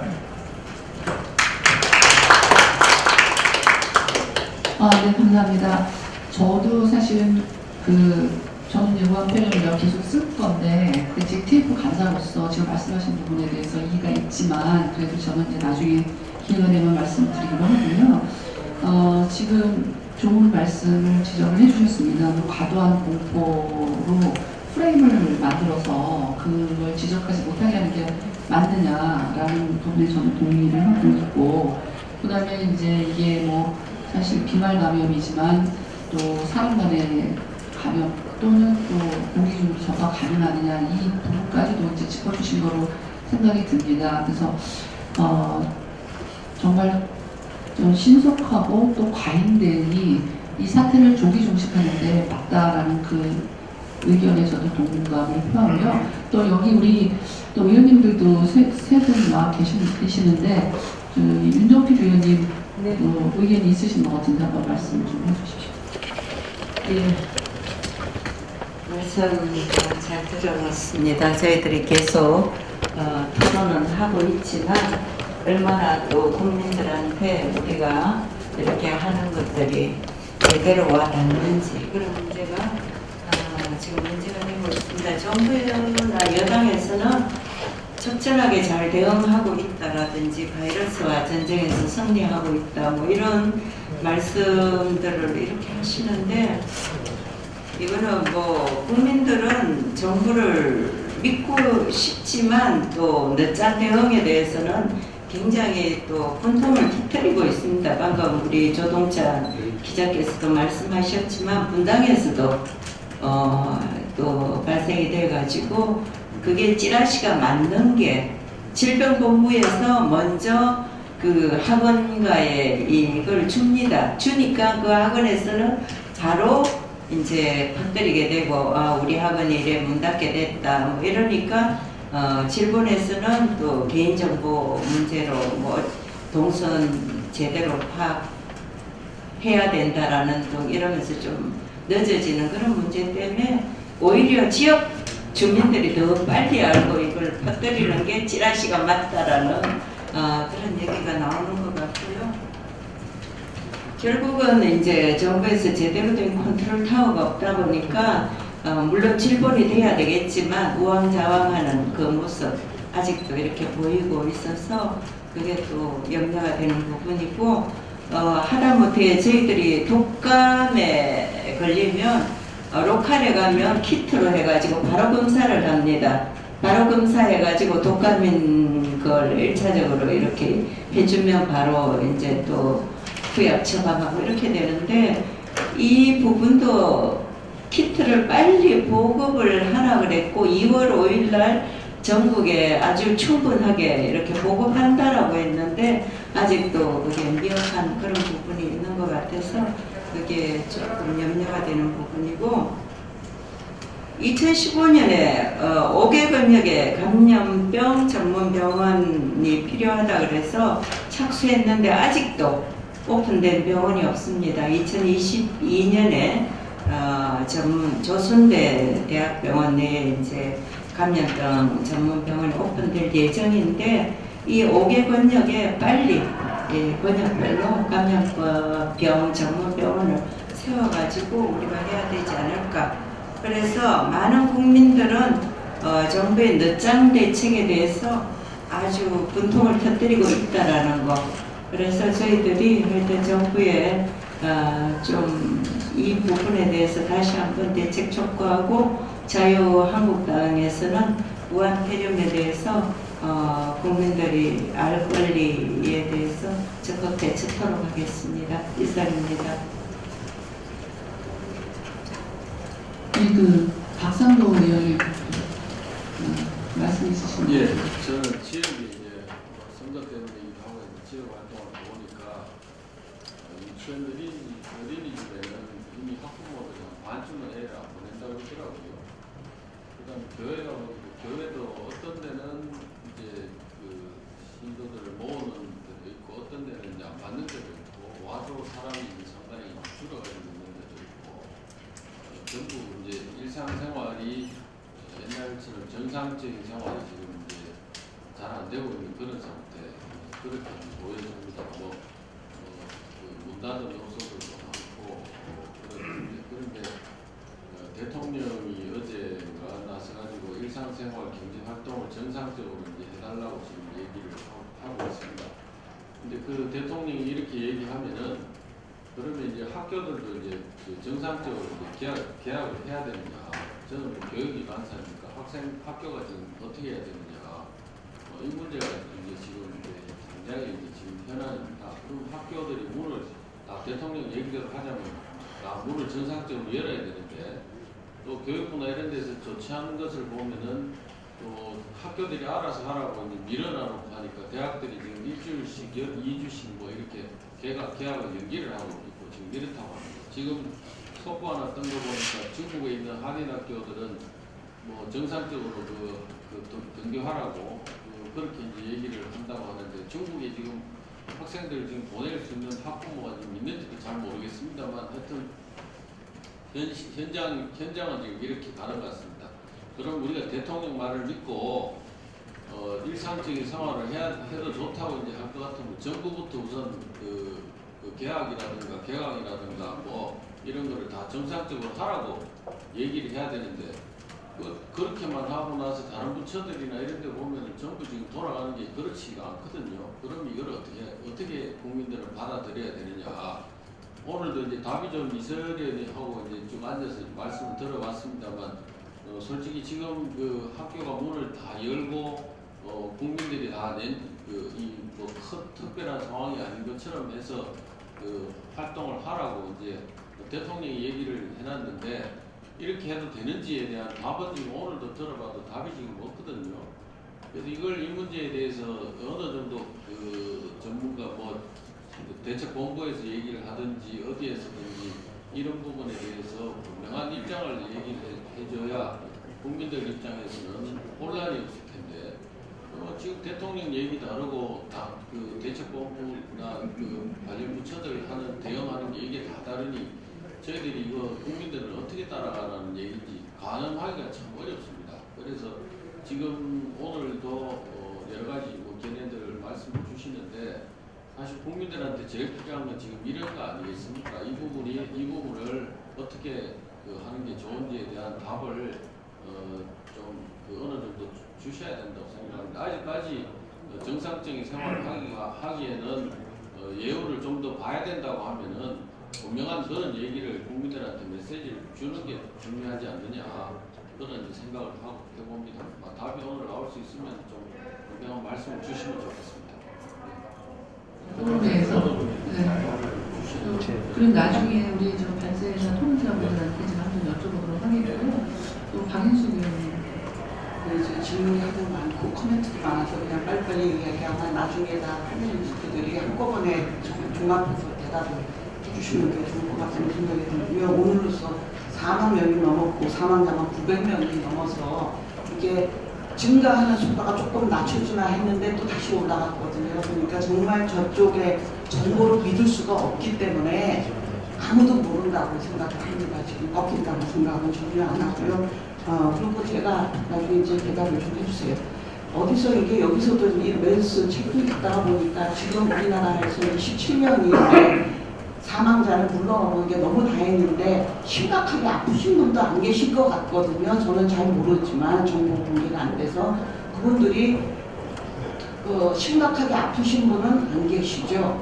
그렇다 보면은 이게 감염력이 우리나라에 왔을 때보다 2차 감염이죠. 2차, 3차, 4차로 가면서 이게 감염력이 떨어지는지, 이게 바이러스의 용량이 아무래도 정말 펑펑 뿜어내는, 굉장히 아픈 사람이 바이러스 많이 뿜어내는 거고, 그냥 거기서 접촉해가지고 증상 없이 돌아다니다가 감염을 시킨 지금 무증상 감염자로 옮은 사람은 좀 증상이 좀 덜 심한지, 그게 저는 좀 궁금하고요. 그리고 아까 다 나왔죠. 의사결정도 이게 저게 메르스 백서를 보다가 몇 페이지만 보다 보니까 거의 다 읽었어요. 지금 하는 얘기하고 똑같은 얘기가 여기 다 있더라고요. 심지어 법도 조금 바뀌었고 법이 바뀌기 레코멘데이션, 의협에서 나온 레코멘데이션이 지금 우리가 하는 얘기 똑같은 얘기가 다 있어요. 그러니까 그게 실행이 안 되고 그냥 공약으로만 냈거든. 메르스 없는 나라로 만들자 뭐 이렇게 되는데, 지금 우리가 하는 얘기, 어린이집에 맞벌이 때는 직장에서 출근을 안 해도 출근하는 거로 해주자, 지원을 해서 생계비 주자, 이런 거 다 여기 있는데 실천을 안 하고 지금 또 똑같은 얘기를 하고, 진보는 격상하자, 차관을 하나 더 만들자, 국지고 독립하자, 그 얘기 여기 다 있는데, 제가 심지어 법안도 썼는데 아무도 더듬떠보지도 않고 지금 민주당에서 그 얘기를 또 하고 있거든요. 네? 그러니까 이게 의사결정에 대통령 하는 말, 총리, 장관, 지자체장, 질본장 다 다르거든요. 여기도 계속 우리가 이런 게 질본을 격상을 시키고 처를 만들고 질본이 컨트롤 타워로 돼서 해야 하는 게 전문가가 하는 게 맞지, 다 이렇게 컨트롤 타워가 없다 이게 항상 나오는 거고. 또 하나 제가 굉장히 안타까운 이원이야. 이분이 제가 사진을 자세히 보니까 인공호흡기도 안 걸린 것 같아요. 그냥 얼굴 깡만 마스크만 쓰고, 아무리 봐도 이게 메카니컬 벤틸레이터 안 달려있고 에코노는 물론이고, 그래서 이분이 참 안타깝더라고요. 이분이 한국에서 치료를 받았으면은 안 죽었을 수도 있지 않나, 그런 합리적인 의심을 저는 많이 하고, 그때 8명이 같이 징계를 받았잖아요. 그분들이 다 어떻게 됐는지 너무 안타깝고, 소개가 제가 문자를 받는데 이분이 유언같이 남긴 글이 마치 그냥 시, 정말 눈물 없이는 읽을 수가 없는 그런 시를 남겼더라고요. 정말 그런 것과 그 이름에 관해서 외국에서도 왔다 갔다 하더라고요. 신종 노블 바이러스라고도 했다가 노블 코로나라고 했다는데, 저는 많은 데서 그냥 우한 바이러스, 우한 코로나 바이러스라고 부르는 게 일단은 맞는 것 같습니다. 구태 우한을 빼서 다른 아까 이유를 많이 말씀드렸는데 우한 아닌 데서도 많이 나온다. 그래도 발상지는 우한이잖아요. 구태여 이거 빼는 거. 우한 코로나 바이러스가 저는 일단은 그렇게 하는 게 맞고, 꼭 WHO가 그랬다고 우리가 반드시 그렇게 따라가기도 없다고 생각을 합니다. 그리고 중국 입국자가 원래 10,000명이 넘었는데 이제 5,000명으로 줄었지만 5,000명 더 많은 사람들이죠. 그 저는 전면적으로 막아야 된다고 생각을 하고, 특히 유학생이 몇만 명인데, 특히 유학생이 좀 걱정스러운 게 젊은 사람들이잖아요. 그러니까 증상이 비교적 마일드하거나 증상이 없거나 이런 사람들이 막 돌아다니면은 우리나라 나이 많은 사람들이 걸리면 굉장히 아플 수 있거든요. 그래서 특히 유학생은 지금 이번 학기에는 안 오게 하는 게 저는 맞다. 그렇게 해서 주장을 합니다. 질본이 진짜, 질본 본부장이 이분한테 컨트롤 타워가 집중돼야 된다. 네, 그런 말씀드립니다. 예, 감사합니다. 저도 이제 아까 우리 자유한국당에서 사용하고 있는 무한 폐렴 용어와 관련해서 이제 말씀을 주셨는데요. 바이러스의 오리진이 어디서 나왔느냐 해서 지역명으로 쓰는 게 참 많습니다. 일본 내용 바이러스 사실 우리나라에 모기를 매체를 해놓고 지금 발병된 그대로 쓰고 있고, 그리고 지금 지카 바이러스도 그렇고 에볼라 바이러스를 비롯해서 많이 쓰고 있기 때문에, 구태여 신종 코로나 바이러스 그러면 신종이 또 변이 돼서 또 신종이 나오면 뭐 최신종이라고 그럴 것인지 신신종이라고 해야 될 것인지, 또 그것도 참 저는 좀 좋은 이름은 아니라고 생각이 들고, 그리고 WHO에서도 2019 노블이라는 거로 또 발음하는 사람이 또 뉴라고도 발음을 하거든요. 코로나 바이러스 2019가 붙어요. 근데 우리가 언론에서 2019를 쓰질 않지 않습니까? 그래서 우한에서 이제 처음에 발병이 됐고, 그리고 표적 장기가 폐렴이기 때문에 우한 폐렴, 코로나 바이러스, 전 그것이 이해하는데 굉장히 쉽다라고 생각이 들지. 그게 전 세계적으로 이제 이미 또 전파됐다고 해서 그러면 그 이름을 쓰면 안 된다라는 그런 거는 저는 좀 안 맞지 않나 하는 게 저 개인적인 생각이고요. 그래서 무한폐렴 줄여서 코로나 바이러스니까 그 줄여서 무한폐렴 대체 TF 간사가 전 간사고 TF가 뭐가 잘못인가 저는 그렇게 생각이 들고 이 이름 명칭이 그렇게 정치적으로 논쟁을 할 정도로 그렇게 중요한 건 아니지만 이 명칭이라는 거는 그걸 딱 연상을 시켜야 되는 건데 연상을 시킬 때 다른 거 코로나 바이러스는 사스 코로나 바이러스, 메르스 코로나 바이러스잖아요. 그것들도 다 신종이었거든요. 그 당시에 나왔을 때는 신종이었거든요. 그럼 신종 코로나 바이러스 그거하고 그 전 거하고 뭐가 달라집니까? 그래서 우한 코로나 바이러스가 사실은 더 맞는 것 같고 이제 한국자기가 무한폐렴이기 때문에 무한폐렴 해서 이제 이렇게 명칭을 쓰는 것이 그렇게 나쁜 건 아니다라는 말씀을 덧붙이고 싶고 그리고 오늘 또 몇 분들이 우리 발제자분들한테 질문을 던진 것 같은데 그거에 대해서 좀 답변을 좀 부탁드립니다. 우리 정병률 본부장님 먼저 답변 좀 부탁드립니다. 네, 말씀 주신 내용 중에서 몇 가지 제가 답변을 드렸습니다. 일단 그 과도한 불안감이라는 부분에 대해서 제가 공무원 시절에도 늘 리스크 커뮤니케이션 이런 부분들을 지적을 받고 해서 신속하게 정보를 제공하려고 노력을 했습니다만 공무원 입장에서 아마 정확한 정보를 획득하는 과정이 좀 시간이 걸리다 보니까 그러다 보니까 이제 일선 지역에서 주민들이 복격하고 또 SNS를 통해서 편하려는 것보다는 아마 속도가 좀 늦을 수밖에 없지 않냐는 생각이 듭니다. 그러나 이제 앞서도 말씀을 드렸듯이 이 바이러스의 특성이 물론 그 확진 판정을 받은 분이 있었던 동일 시간 동일 장소에 있었던 그 접촉자들이 과연 이 바이러스로부터 감염이 될 수 있는 가능성이 있겠느냐라는 부분 때문에 제일 걱정하시는 거거든요. 근데 이제 과학적으로 우리가 딱 과학적으로만 본다면은 이 바이러스가 몸 밖에서 나와서 이 대기 중에서 이게 일단 침방울로 나와도 2m밖에 나가고 떨어지는 바이러스라서 옆에서 말을 하거나 기침하거나 해서 직접적으로 전달하지 않는 그런 상황이라면 이 바이러스는 대기 중에서 떠다닐 수가 없는 상태고 어디에 묻는다 하더라도 2시간 내지 3시간 정도는 다 사멸하는 것으로 알려져 있습니다. 그래서 그런 부분들을 우리가 인식을 한다면은 내가 어떻게 생각하면 될까라는 해답이 나올 것 같습니다. 그리고 두 번째, 이 바이러스의 변종에 관해서 말씀을 주셨는데요. 다행스러운 것은 지금 우리나라가 질병관리본부에서 이 신종 코로나 바이러스를 세계에서 이제 9번째로 이제 분리를 했습니다.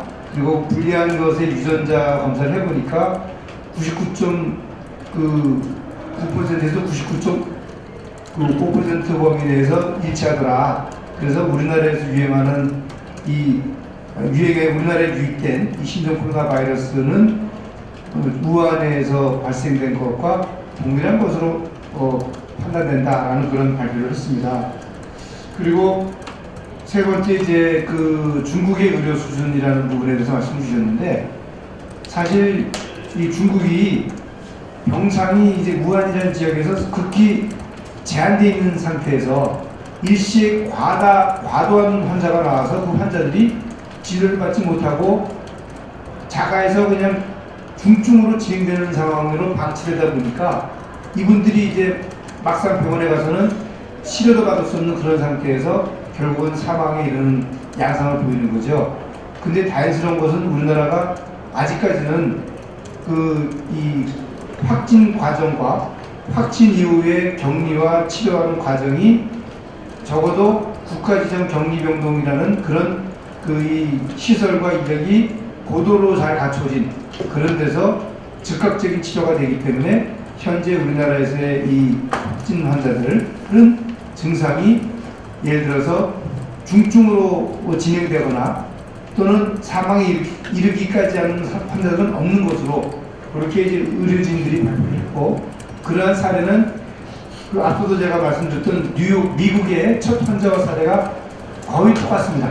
미국의 첫 환자도 18일 만에 미국의 첫 환자가 11일 만에 퇴원을 했습니다만 우리는 첫 환자가 13일 만에 퇴원했고 두 번째 환자가 18일 만에 퇴원했어요. 그러나 약간의 날짜의 차이는 있습니다만은 미국의 사례에서도 중증으로 진행되지 않았다. 증상 자체가 경미했다. 뭐 그런 자료가 이제 NEJM, 뉴 잉글랜드 저널 메디슨에 나왔습니다. 그런 거를 비춰봤을 때 초기 대응이 얼마나 중요한가를 보여주는 자료인 것 같습니다. 그리고 이제 유학생에 대한 그 입국을 제한하는 것에 대한 말씀을 주셨는데 제가 이제 그런 이야기를 들을 때마다 비교를 하는 게 우한 교민과 비교를 합니다.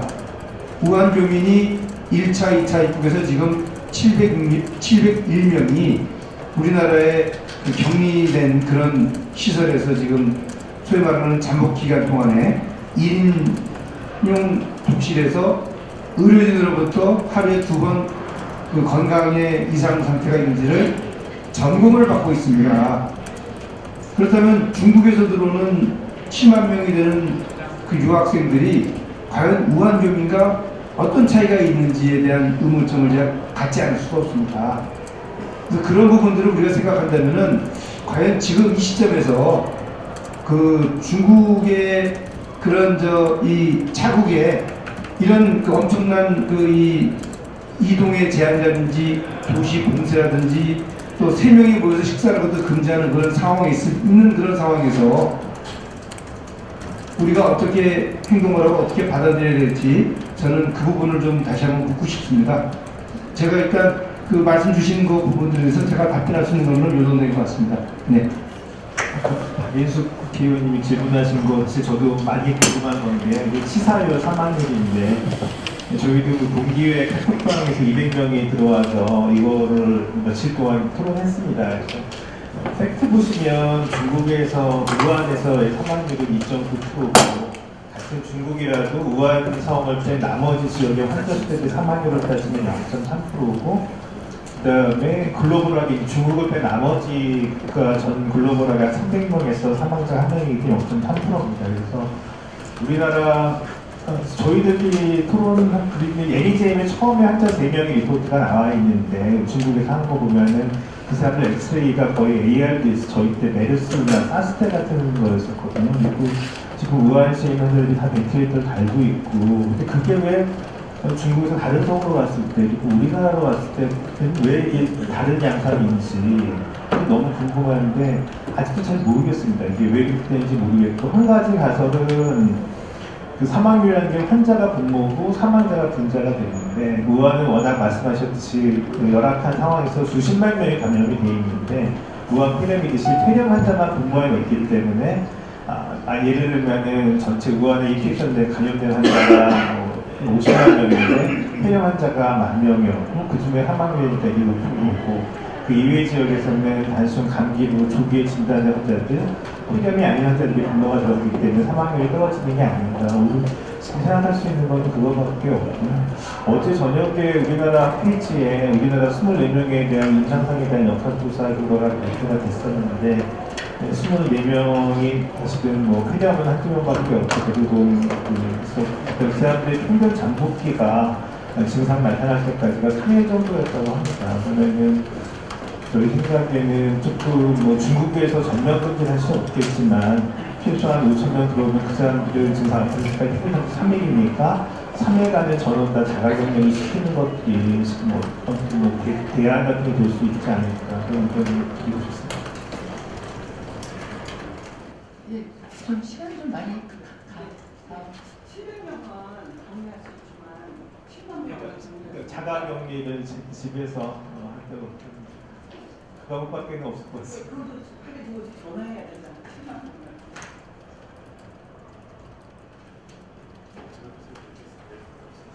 시간이 많이 가서 그래서 오늘 전문가 초청 긴급 토론회를 마무리하고 싶은데 또 지금 경남동당구한 폐렴관련 태국 단장님께서 김해에서 첫 비행기 타고 오셨다고 하신 말씀이 있다 그래서 좀 간략하게 말씀을 해주시고 그리고 마지막으로 우리 신상진 위원장님 마무리 말씀하고 끝내도록 하겠습니다. 네. 네, 경남도의 윤성미 도의원이고요.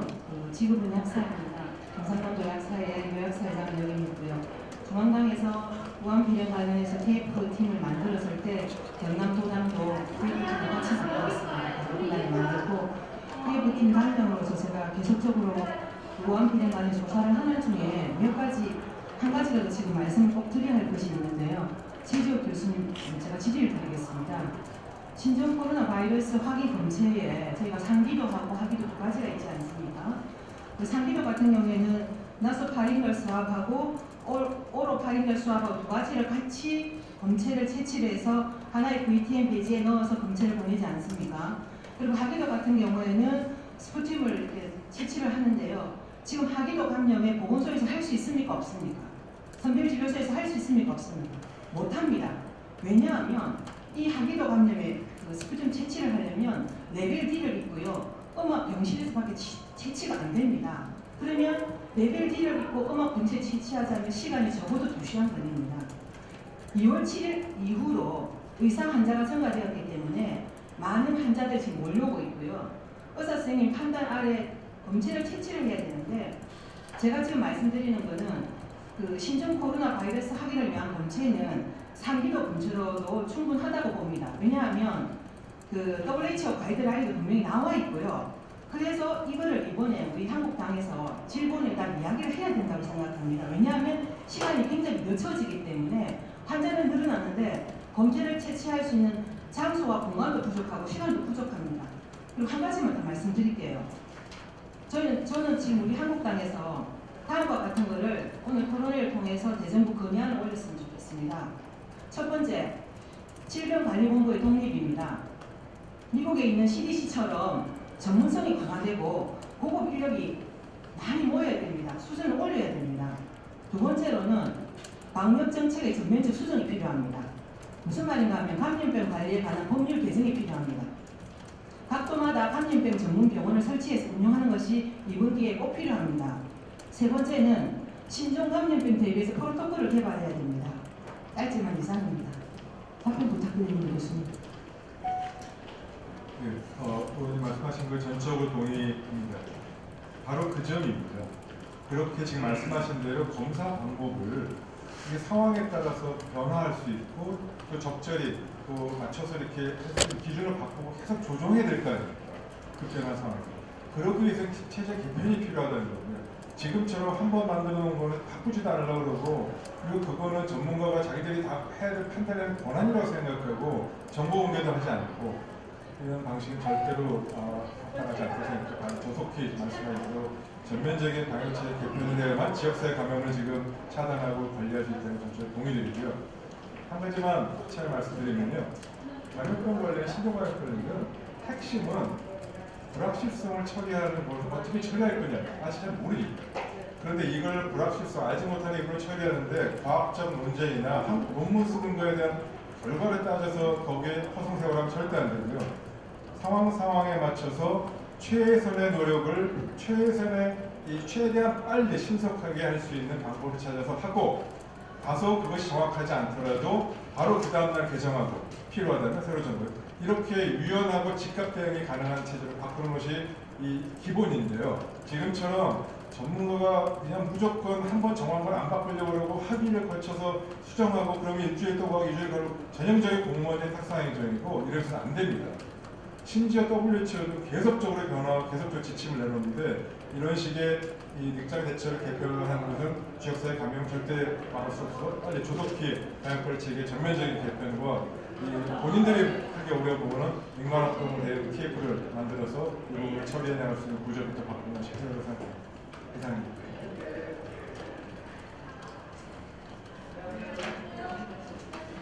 네, 오늘 기업의 당에서 주최한 긴급 토론회 함께해 주신 우리 두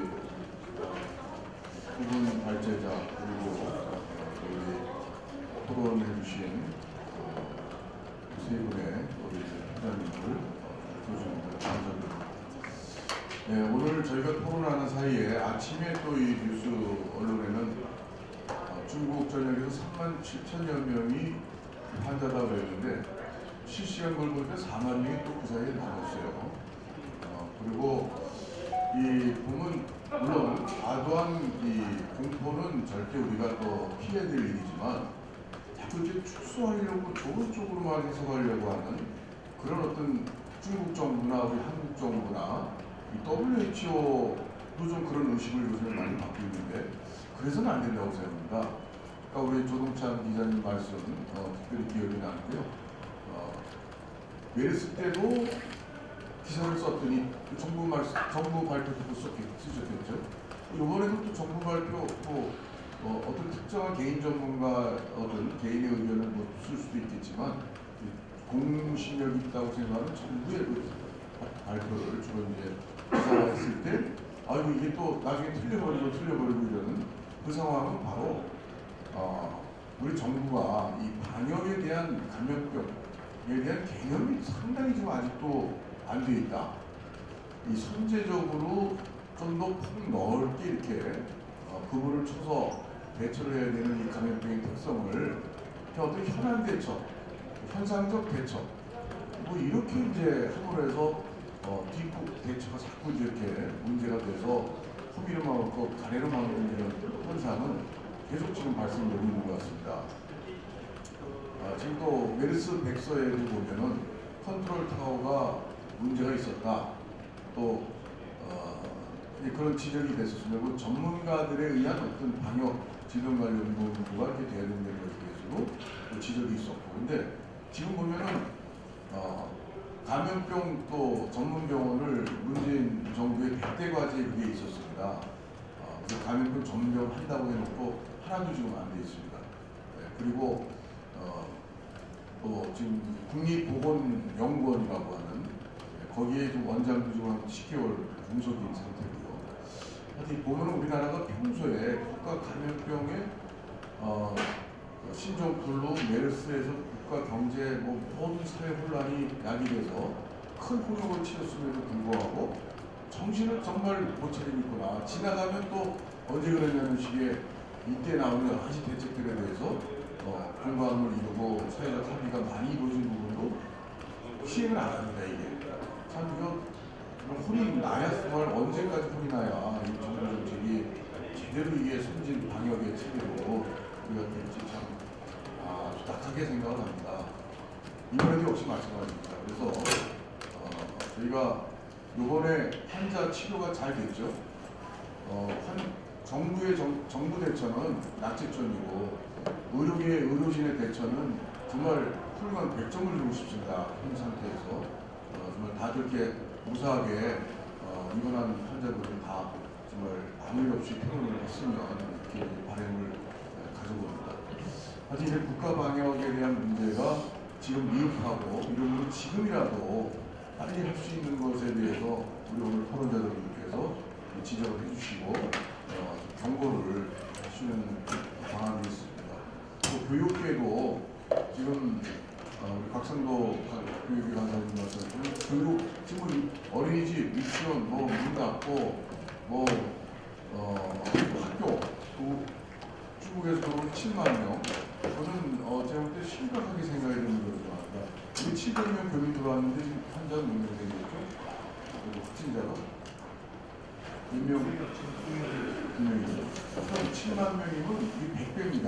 그러면 더구나 중국 전역에서 들어오겠죠. 그러면 200명이 생길 수 있다는 거죠. 확률상. 또 7만 명을 지금 격리를 했잖아요. 지금 이 700명 격리는 아주 완전한 검역을 해서 격리를 했는데 7만 명을 격리가 됩니까 이게?